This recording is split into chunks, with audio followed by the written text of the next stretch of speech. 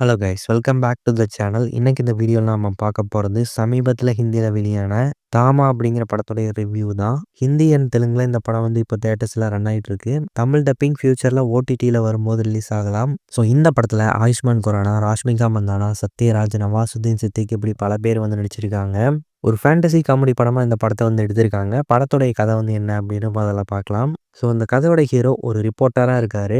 ஒரு நாள் இவர் அட்வென்ச்சருக்காக காட்டுக்குள்ளே போகும்போது அங்கே இவரை ஒரு கரடி விரட்டுது. ஸோ அந்த கரடி கிட்ட இருந்து காப்பாற்றுறாங்க நம்ம ஹீரோயின்.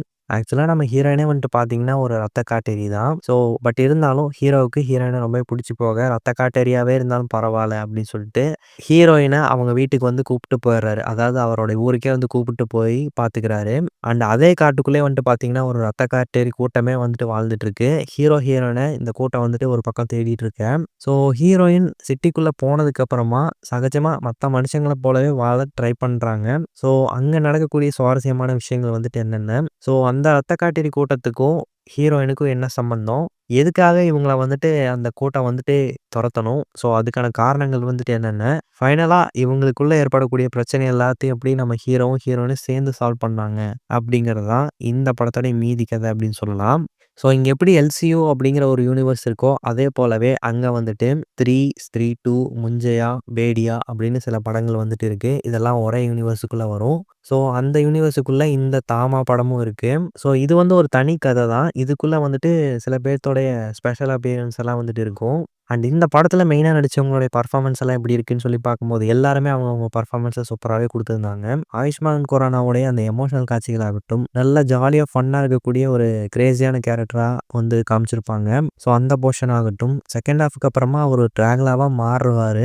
ஸோ அதுக்கான அந்த டிரான்ஸ்ஃபர்மேஷன் சீக்வன்ஸ் ஆகட்டும், அவருக்கும் அவருடைய அப்பாவுக்குமான ஒரு சில கான்வர்சேஷன் சீக்வன்ஸ் எல்லாம் நல்லா எமோஷனலாக கொண்டு போயிருந்தாங்க. ராஷ்மிகா மந்தனாவுக்கும் ஹீரோவுக்குமான அந்த லவ் போர்ஷன்ஸ் எல்லாம் இந்த படத்தில் கொஞ்சம் நல்லாவே ஒர்க் அவுட் பண்ணியிருந்தாங்கன்னு சொல்லலாம். ஸோ ஹீரோயினுக்குமான அந்த லவ் போர்ஷன்ஸுமே இந்த படத்தில் கொஞ்சம் ஃப்ரெஷ்ஷாக இருந்துச்சு. கெமிஸ்ட்ரியும் நல்லாவே ஒர்க் அவுட் ஆயிருந்தது. அந்த படத்தில் ராஷ்மிகா மந்தானா ஒரு ரத்த காட்டேரியா வருவாங்க. இந்த படத்தில் கூடுதலான கிளாமர் கொஞ்சம் அதிகமாகவே இருந்தாலும் பர்ஃபார்மன்ஸாக எப்படி இருக்குது அப்படின்னு சொல்லி பார்க்கும்போது, ஸோ அந்த கேரக்டருக்கு என்ன தேவையோ அதை நீட்டாகவே பண்ணியிருந்தாங்க. அண்ட் ஹீரோவோடைய அப்பா கேரக்டர் ஆகட்டும், அம்மா கேரக்டர் ஆகட்டும், இவங்களுமே அவங்கவுங்க பர்ஃபார்மன்ஸை நல்லாவே கொடுத்துருந்தாங்க. சத்யராஜ் சாரோடைய போர்ஷன்ஸ் இந்த படத்தில் சின்ன இடத்துல தான் வரும். ஸோ அவரும் வரக்கூடிய இடங்களை நீட்டாகவே பண்ணியிருந்தாரு. ஸோ இந்த படத்தில் ஹைலைட்டே என்ன அப்படின்னு சொல்லி பார்க்கும்போது விஷுவல்ஸ் அப்படின்னு சொல்லலாம். விஷுவல்ஸ் அதுக்கப்புறம் பேக்ரவுண்ட் ஸ்கோர் இது ரெண்டுமே அல்டிமேட்டாக பண்ணியிருந்தாங்க. படத்துக்கான சிஜி ஒர்க்குமே சூப்பராக இருந்துச்சு. மிக முக்கியமாக ஒரு கரடி, அதுக்கப்புறம் ஒரு ஓநாய் காட்டுவாங்க. ஸோ அதுக்கான சிஜி ஒர்க் அதெல்லாமே நல்லா இருந்துச்சு. படத்தில் நிறைய இடங்களில் காமெடி, ஹியூமர் சூப்பராகவே ஒர்க் அவுட் ஆயிருந்தது. பட் இந்த யூனிவர்ஸுக்குள்ளே வந்த படங்களில் காமெடி இன்னுமே சூப்பராக ஒர்க் அவுட் ஆகிருக்கும். இந்த படத்தில் அது கொஞ்சம் கம்மியாக இருக்கும் அப்படிங்கிற ஒரு ஃபீலை கொடுத்துச்சு. பட் இருந்தாலும் ஆயுஷ்மான் குரானா அவர் வரக்கூடிய போர்ஷன்ஸை கொஞ்சம் கலகலப்பாகவே வச்சுருந்தார் அப்படின்னு சொல்லலாம். ஸோ இந்த படத்துடைய கதை அப்படின்னு சொல்லி பார்க்கும்போது ஒரு யூசுவல் ஃபேண்டசி படம் மாதிரி தான் ஓரளவுக்கு கொண்டு போயிருக்காங்க. செகண்ட் ஹாஃப்லாம் பார்த்தீங்கன்னா, எப்படியாச்சும் கதையை கொண்டு போய் முடிச்சிடணும் அப்படிங்கிற மாதிரி கொண்டு போயிட்டாங்களோ அப்படிங்கிற ஒரு ஃபீல் தான் கொடுத்துச்சு.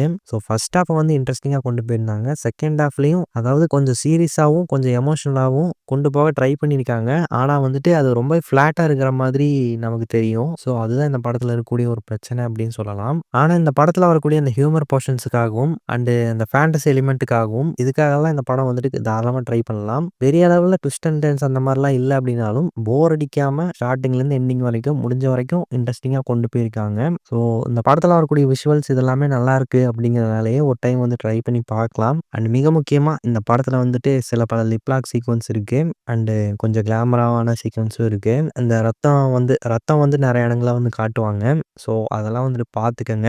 ஃபேமிலியோட இந்த படத்தை பார்க்கணும் அப்படின்னா கொஞ்சம் யோசிச்சு பார்த்துக்கங்க. ஓவரால் இந்த படம் எப்படி தான் இருக்குது அப்படின்னு சொல்லிட்டு கேட்டிங்கன்னா ஒரு டைம் ட்ரை பண்ணி பார்க்கலாம். இந்த யூனிவர்ஸில் இந்த படம் இந்த படத்தோடைய கதை கொஞ்சம் வீக்காக இருக்கும் அப்படிங்கிற மாதிரியான ஒரு ஃபீலை கொடுத்தாலும் ஓகே இன்ட்ரெஸ்டிங்காக இருக்குது ஓரளவுக்கு அப்படிங்கிற மாதிரியான ஒரு ஃபீலை கொடுத்துச்சு. ஸோ ட்ரை பண்ணி பாருங்கள். இந்த ஒரு ரிவ்யூ உங்களுக்கு பிடிச்சிருந்தா லைக் பண்ணுங்கள், ஷேர் பண்ணுங்கள், கமெண்ட் பண்ணுங்கள். இந்த சேனலுக்கு சப்ஸ்கிரைப் பண்ணுங்கள். தேங்க்யூ.